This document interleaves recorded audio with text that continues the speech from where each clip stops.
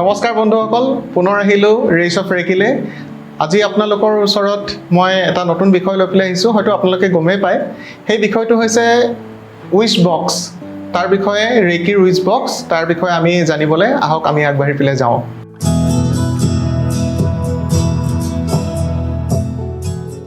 পুনৰবাৰ স্বাগতম জনাইছোঁ ৰেকিৰ উইচ বক্স। ৰেকিৰ উইচ বক্সত আমি কি কৰিব পাৰোঁ? বিশেষকৈ ৰেকিৰ যিসকল হিলাৰ আছে, আমাৰ ফাৰ্ষ্ট ডিগ্ৰীৰ পৰাই আমাৰ যিবিলাক ক্লাছেছবিলাক হয়, তাত আমি ৰেকিৰ ফাৰ্ষ্ট ডিগ্ৰীৰ পৰাই শিকাওঁ উইচ বক্সটো কেনেকৈ ক্ৰিয়েট কৰিব লাগে, বনাব লাগে, বা উইচ বক্সৰ দ্বাৰা আমি কেনেকৈ নিজৰ কিছুমান সপোনবিলাক আমি পূৰণ কৰাত, যিবিলাক আমাৰ পজিটিভ চিন্তাধাৰাৰ যিবিলাক আমাৰ সপোন থাকে, সেইবিলাক আমি পূৰণ কৰাত কি ধৰণে আমি সহায় ল'ব পাৰোঁ, তাৰ বিষয়ে আমি বহুখিনি জ্ঞান তেখেতলোকক দিওঁ। আৰু তাৰোপৰি যেতিয়া ছেকেণ্ড ডিগ্ৰী, দ্বিতীয় স্তৰৰ যেতিয়া মাধ্যমত তেখেতলোকে পায়গৈ, তেতিয়া তেওঁলোকক আমি ৰেকিৰ তিনিটা চিম্বলৰ সৈতে কি ধৰণে ৰেকিৰ উইচ বক্সবিলাক আমি বনাব লাগে, বা তাৰ দ্বাৰা আমি নিজৰ সপোনবিলাক আমি সফলতাৰ কাৰণে বা পূৰ্ণ কৰাত সহায় লাভ কৰিব পাৰোঁ, তাৰ বিষয়ে আমি শিকাওঁ। এতিয়া আপোনালোকক ক'বলৈ বিচাৰিছোঁ যে ৰেকিৰ উইচ বক্সটো কেনেধৰণৰ হ'ব পাৰে। ৰেকিৰ উইচ বক্স আজিকালি অনলাইনত বহুত পোৱা যায়। ট্ৰাইংগল, যেনেকৈ পিৰামিড যি ধৰণে থাকে, আপোনালোকে অনলাইনত চালেই হয়তো গম পাব যে ৰেকিৰ উইচ বক্স বুলি কৈ দিয়াৰ লগে লগে বহুত বক্স কিছুমান দেখুৱায়, আপোনালোকে দেখি পাব, নিজৰ মোবাইলত আপোনালোকে দেখা পাব। আৰু তেনেকুৱা আপোনালোকে উইচ বক্সবিলাকো আপুনি ল'ব পাৰে, কিন্তু চিম্পল একদম সাধাৰণ ভাৱত আপোনালোকে যদি ল'বলৈ বিচাৰে, কেতিয়াবা ঘৰত জুই চলাৰ এটা বাকচো আপোনালোকে হয়তো উইচ বক্স হিচাপে আপোনালোকে লৈ সেই উইচটোক আপুনি তাত ফুলফিল কৰিবৰ কাৰণে আপুনি ব্যৱহাৰ কৰিব পাৰে। এতিয়া উইচ বক্সটো আপুনি কি ধৰণে আপুনি ব্যৱহাৰ কৰিব, বা তাক কি ধৰণে আপুনি প্ৰস্তুত কৰিব উইচ বক্সটোক। যেতিয়া আমি এটা উইচ বক্স, আমাৰ নিজৰ মনৰ সপোন, কিবা এটা আমাৰ সফলতাৰ দিশত আমি আগবাঢ়িব লাগে, আপুনি যদি এজন ৰেকিৰ হিলাৰ হয়, তেতিয়া সেই উইচ বক্সটোত আপুনি কাম কৰিব পাৰিব। বিশেষকৈ যদি ৰেকিৰ হিলাৰ নহয়, তেতিয়াহ'লে উইচ বক্সত আপুনি হয়তো কাম কৰি সফলতা আপুনি লাভ কৰিব নোৱাৰিব পাৰে। সেইকাৰণে কৈছোঁ, আপোনালোকে পৰাপক্ষত ৰেকিটো আপোনালোকে শিকক যিসকলে পাৰে। আৰু আপোনালোকে উইচ বক্স ক্ৰিয়েট কৰোঁতে কি ধৰণে কৰিব, আপোনাক একদম সাধাৰণভাৱে মই আপোনালোকক শিকাইছোঁ। যদি ফাৰ্ষ্ট ডিগ্ৰীৰ আপোনালোকে হিলাৰ হয়, তেতিয়াহ'লে আপোনালোকে মাত্ৰ এখন বগা কাগজত নিজৰ সপোনটো, যিটো আপোনালোকৰ সদায় পজিটিভ, বেয়া সপোন নাৰাখিব, যিটো আপোনালোকৰ প্ৰাপ্য আছে, আপোনালোকে যিটো পাব লাগে, জানে আপোনালোকে, যিটো আপুনি তাৰ বাবে যোগ্য হয়, সেই তেনেকুৱা ধৰণৰ যিটো হ'ব পাৰে, তেনেকুৱা ধৰণৰ সপোনটো আপোনালোকে লিখিব পাৰে তাত। আৰু লিখি আপোনালোকে মাত্ৰ এটা কথাই মনত ৰাখিব, সদায় হ'ব বুলি নহয়।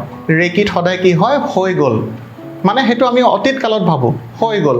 সেইধৰণে আপোনালোকে লিখি পেলাই আপোনালোকে কি কৰিব, তাত ধুনীয়াকৈ ফল্ড কৰিব কাগজখন, লিখি পেলাই আপোনাৰ নিজৰ যিটো ছাবজেক্ট থাকে, আপোনাৰ যিটো সপোন থাকে, সেইটো হৈ গ'ল বুলি আপোনালোকে লিখিব। লিখি লোৱাৰ পিছত ধুনীয়াকৈ ফল্ড কৰি তাত আপোনালোকে ভৰাই, বাকচত হওক বা উইচ বক্স যিটো পোৱা যায়, তেনেকুৱাত আপোনালোকে ৰাখি লৈ তাত কি কৰিব, ধুনীয়াকৈ চেলো টেপেৰে তাক বন্ধ কৰি দিব, যাতে কোনো সেইটো খুলিব নোৱাৰে।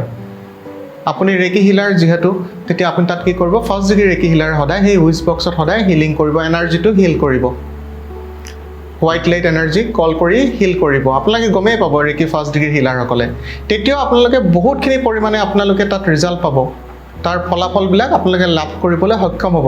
কিন্তু যেতিয়া আপুনি ছেকেণ্ড ডিগ্ৰীৰ হিলাৰ হ'ব, ছেকেণ্ড ডিগ্ৰীৰ হিলাৰ হৈ যোৱাৰ লগে লগে আপুনি কি কৰিব পাৰিব, তাত তিনিটা খুব ডাঙৰ চিহ্ন আপোনালোকে এপ্লাই কৰিব পাৰিব। এটা হৈছে সংযোগৰ চিহ্ন, এটা হৈছে আপোনাৰ শক্তিৰ চিহ্ন, আৰু এটা হৈছে সমতুল কৰা চিহ্ন। এই তিনিটা চিম্বলক আপুনি 1, 2, 3 তিনিটা চিম্বলক আপুনি এপ্লাই কৰি পেলাই ৰেকিৰ সেই উইচ বক্সত আপোনাৰ যিখিনি সপোন আছে, আপোনাৰ যিটো উইচ আছে, আপুনি তাক ফুলফিল অতি সোনকালে কৰিব পাৰিব। আৰু ইয়াৰ প্ৰমাণ বহুত আছে। আৰু যিহেতু আপুনি এজন ৰেকিৰ হিলাৰ হয়, ৰেকিৰ হিলিঙৰ লগত আপুনি অন্যান্য ব্যক্তিসকলক বা নিজৰ লগত নিজকে আপুনি হিলিং দিছে, তাৰোপৰি আপুনি ঘৰৰ পৰিয়ালৰ অন্যান্য সদস্যসকলক আপুনি হিলিং দিছে। হিলিং দিয়াৰ লগে লগে আপোনাৰ মনত কেতিয়াবা ভাৱ এটা আহিব পাৰে যে মই এখেতলোকক হিলিং দি আছোঁ, কিন্তু তেওঁলোকৰ সমস্যাৰ কাৰণে মই হয়তো উইচ বক্স যদি কৰি দিওঁ, উইচ বক্স কৰিলে হয়তো বহুত ভাল হ'ব পাৰে। তেতিয়া আপুনি এটা উইচ বক্স আপুনি ক্ৰিয়েট কৰিব পাৰে বা বনাব পাৰে।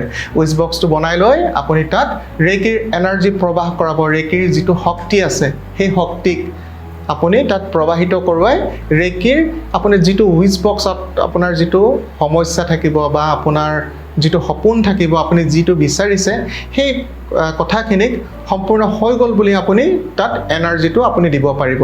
এয়াই হৈছে ৰেইকিৰ উইচ বক্সৰ অন্যতম এটা পদ্ধতি বা তাৰ বিষয়ৰ কিছুমান মানে সাধাৰণ কিছুমান জ্ঞান।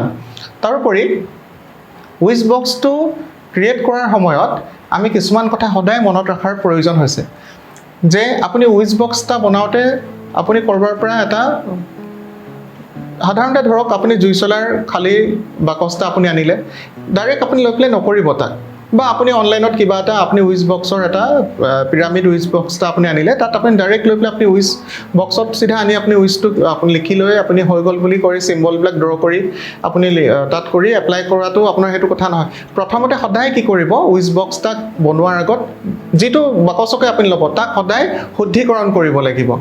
শুদ্ধিকৰণ কৰাৰ পদ্ধতি হৈছে কি হ'ল, আপুনি সদায় তাত আপুনি যিহেতু ৰেইকিৰ হিলাৰ হয়, ফাৰ্ষ্ট ডিগ্ৰী হওক, ছেকেণ্ড ডিগ্ৰীৰ পৰা থাৰ্ড লেভেলৰ আপুনি হিলাৰ হওক, সদায় যিটো বক্সত আপুনি আপোনাৰ উইচটো আপুনি ক্ৰিয়েট কৰিব, আপুনি বিচাৰিব বা উইচটো আপুনি লিখি ৰাখিব তাত কি কৰিব, সদায় যদি ফাৰ্ষ্ট ডিগ্ৰীৰ হিলাৰ হয় প্ৰথমতে ৰেইকিক আহ্বান জনাই, ৰেইকি মহাশক্তিক আপুনি আহ্বান জনাই তাত আপুনি হাতেৰে দুহাতৰ মাজত ৰাখি তাক শুদ্ধিকৰণ কৰিছোঁ বুলি আপুনি নিজৰ ভাৱটো তাত প্ৰকাশ কৰিব লাগিব। তাক শুদ্ধি কৰাৰ পিছত আপুনি তাত নিজৰ উইচটো লিখি তাত ৰাখি লৈ পেলাই আপুনি তাক এটা উইচ বক্স হিচাপে আপুনি তাক তৈয়াৰ কৰি ল'ব পাৰে।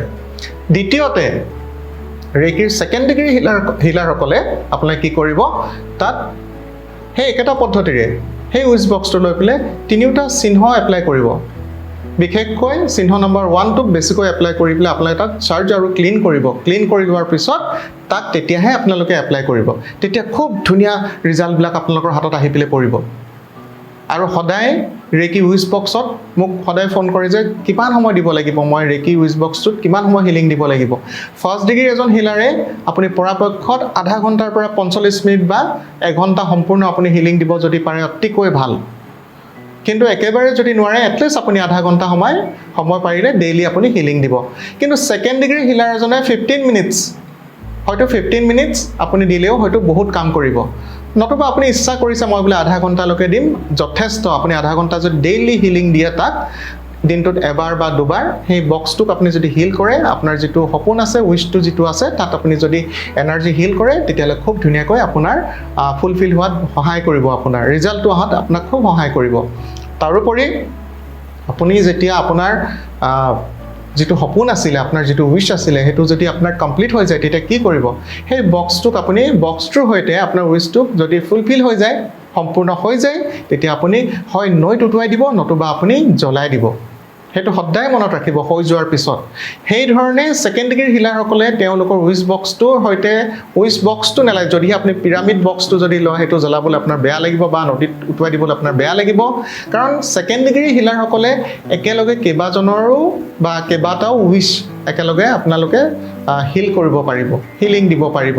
সেইকাৰণে আপোনালোকে এটা কাম কৰিব, সেই বক্সটোক আপোনালোকে মাষ্টাৰ বক্স হিচাপে সদায় ল'ব, আৰু তাত কেইবাটাও আপোনালোকৰ উইচ সোমাই থাকিব পাৰে, আপোনালোকৰ সপোন সোমাই থাকিব পাৰে। সেই উইচকেইটাক আপোনালোকে কি কৰিব, হৈ যোৱাৰ পিছত সেই কাগজখন বা যি ধৰণে আপুনি ৰাখিছিলে সেইকেইটা উলিয়াই এটলিষ্ট সেই বস্তুকেইটাক আপুনি নৈত উটুৱাই দিব বা জ্বলাই দিব। সেইধৰণে আপোনালোকে কৰিব পাৰে। আৰু উইচ বক্সৰ পাৱাৰটোত যথেষ্ট পাৱাৰ আছে, কিন্তু সদায় মনটোক সদায় শুদ্ধ আকাৰে লৈ পেলাই কৰ্ম কৰিব, ৰেইকিক বিশ্বাস কৰি কৰ্ম কৰিব, আৰু সদায় পজিটিভ যিবিলাক পজিটিভ কথা থাকে, পজিটিভ সপোনবিলাক আপোনাৰ যিবিলাক আছে সেইবিলাকে কৰিব। কেতিয়াও নিগেটিভ কথাক লৈ আপুনি কেতিয়াও উইচ বক্সটো আপুনি নবনাব, তেতিয়া আপুনি সফলতা কেতিয়াও নাপায়।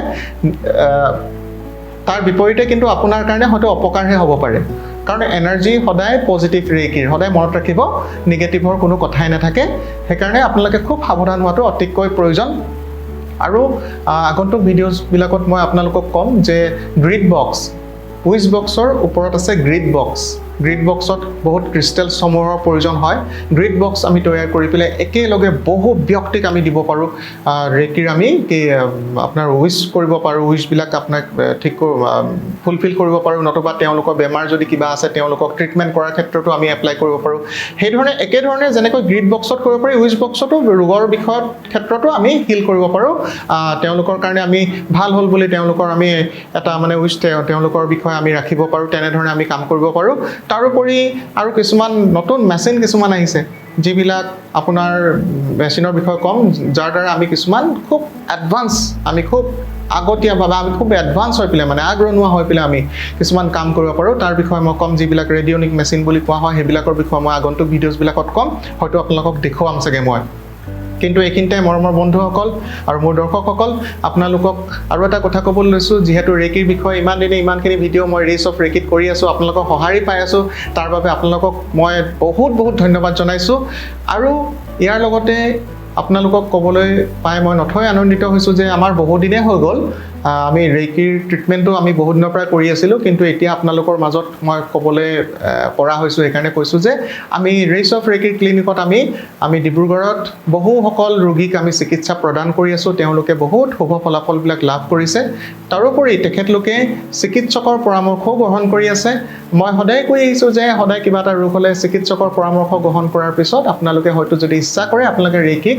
সহায়ক হিচাপে আপোনালোকে ল'ব পাৰে ৰেকি এনাৰ্জিক ৰেকি শক্তিক সেইধৰণে আপোনালোকে লৈ পেলাই নিজৰ জীৱনটোত ৰোগসমূহ আঁতৰোৱাত নিজৰ শৰীৰৰ পৰা ৰোগসমূহ দূৰ কৰাত আপোনালোকে হয়তো খুব ভাল ফলাফলবিলাক আপোনালোকে লাভ কৰিব পাৰে সেয়েহে আমি ৰেকিৰ ক্লিনিকত আমি তেনেধৰণৰ ৰোগীসকলক আমি শুশ্ৰূষা কৰি আছোঁ আৰু ইচ্ছা কৰিলে আপোনালোকেও ইয়াৰ লগত যদিহে আপোনালোকৰ সমস্যা কিছুমান আছে আপোনালোকে আমাৰ লগত যোগাযোগ কৰিব পাৰে যিহেতু তলত আমাৰ নম্বৰসমূহ দেখুওৱা হৈছে তাত আপোনালোকে কণ্টেক্ট কৰিব পাৰিব তাৰোপৰি আমি ৰেকিৰ ক্লাছসমূহ দি আছোঁ ফাৰ্ষ্ট ছেকেণ্ড থাৰ্ড আমি ক্লাছসমূহ দি আছোঁ আপোনালোকে যোগাযোগ কৰিব পাৰিব ৰেকি শিকো বুলি ক'লে অনলাইন অফলাইন আমি দুই ধৰণত আমি ক্লাছবিলাক দি আছোঁ তাৰোপৰি আমি নতুনকৈ কিছুমান ৰেকিৰ উপৰিও ৰেকিৰ লগতে যিটো আমাৰ ট্ৰেডিশ্যনেল ৰেকিৰ লগত নন ট্ৰেডিশ্যনেল কিছুমান বস্তু আমি শিকাবলৈ লৈছোঁ যেনেকৈ হৈছে আপোনাৰ EFT মানি ৰেকি তাৰোপৰি আপোনাৰ কিছুমান আছে আপোনাৰ বিভিন্ন ধৰণৰ ক্ৰিষ্টেলৰ ওপৰত কিছুমান জ্ঞান তেনেকুৱা ধৰণৰ বহুতবিলাক বস্তু আমি